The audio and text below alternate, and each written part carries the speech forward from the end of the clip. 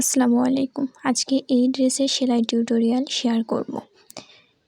আমি একটা কালার সুতা দিয়ে বাটারফ্লাইটা সেলাই করে দেখিয়েছি। আপনারা আপনাদের ইচ্ছেমতো যে কোনো কালার সুতা দিয়ে সেলাই করে নিতে পারবেন। ফার্স্টেই আমি আর্ট করে নিয়েছি অফ ক্যামেরাতে। দেন এখানে আমি সুন্দরী লাচ্ছি সুতা নিয়েছি এক তার করে, আর সুতাটা নিয়েছি কাঁচা হলুদ কালার। দেন আমি এখানে বাটারফ্লাই যেই পাখনাগুলা থাকে সেগুলোতে আমি কাশ্মীরি ভরাট স্টিচ দিয়ে ভরাট করে দিব। আমি এখানে সুতা নিয়েছি এক তার করে সুন্দরী লাচ্ছি সুতা। আপনারা যদি সুতাগুলো বাড়িয়ে নিতে চান, অর্থাৎ 2 তার 3 তার এইভাবে যদি বাড়িয়ে নিতে চান, এতে করে কাজগুলো কিন্তু ফোলা ফোলা হবে, কাজের ফিনিশিং ভালো আসবে না। তাই চেষ্টা করবেন সুতাটা এক তার করে নেওয়ার, এতে করে কাজের ফিনিশিংটা ভালো হবে ইনশাআল্লাহ।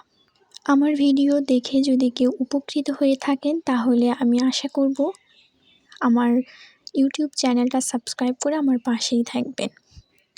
একটা লাইক করে দিতে পারেন। পরবর্তীতে কী ধরনের ভিডিও দেখতে চান সেটা কমেন্টে জানাতে পারেন। ভিডিওগুলো কেমন লাগে সেটাও আপনি কমেন্ট বক্সে জানাতে পারেন।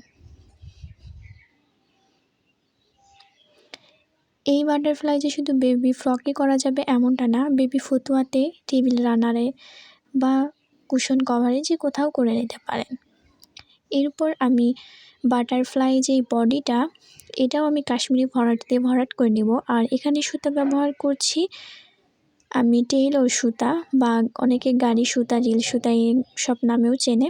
ওই সুতাটা আমি এখানে 3 তার করে নিয়েছি। কালো সুতা নিয়েছি এখানে। আপনারা চাইলে এখানে কফি কালার সুতা দিয়েও কাজটা করে নিতে পারবেন।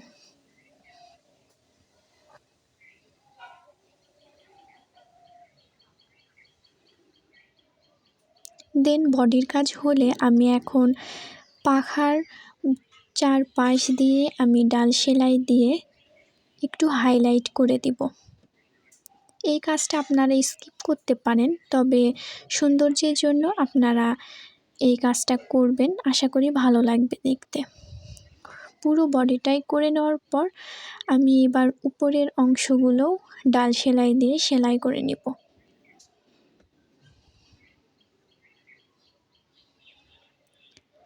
এরপর 2টা সেলাইয়ের মাথায় আমি একটা করে ফ্রেঞ্চ নট দিয়ে দিব। এখানে সুইয়ের মাথায় সুতাটাকে 3 থেকে 4 বার ঘোরালেই কিন্তু একটা ফ্রেঞ্চ নট হয়ে যাবে।